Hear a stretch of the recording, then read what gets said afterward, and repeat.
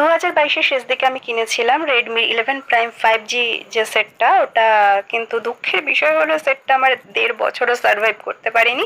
তাই আবার অর্ডার দিলাম স্যামসাংয়ের এই গ্যালাক্সি M14, যেটা আমি জানি না নামটা ঠিক বলছি কিনা, তোমরা দেখে নিও। যাই হোক, তো এটা নিলাম, কিন্তু আমি ডেলিভারি পেয়েছি 15 তারিখে, আর আজ হচ্ছে গিয়ে 23 তারিখ। মানে আমি এতদিন বাদে বেশ ভালো মতো ঘেটে ঘুটে আর কি তোমাদের রিভিউ দিচ্ছি।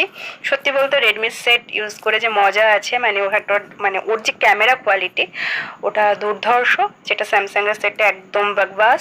ঠিক আছে, ক্যামেরা কোয়ালিটি এত বাজে বলার মতো না। নট অনলি দ্যাট, সাউন্ড কোয়ালিটিও, তোমার রিংটোন বলো, তারপরে ইউটিউব দেখলে বা কোনো ভিডিও দেখলে তার যে সাউন্ড কোয়ালিটি খুব বাজে, খুব বাজে। প্লাস অনেক সিস্টেম আছে ভেতরে যেগুলো ইউজ করতে আমার তো অ্যাটলিস্ট প্রবলেম হচ্ছে, কেন কি রেডমিতে সেই মানে জিনিসগুলো অনেক সোজা, খুব ইজি, আর এখানে ভীষণ কঠিন সত্যি।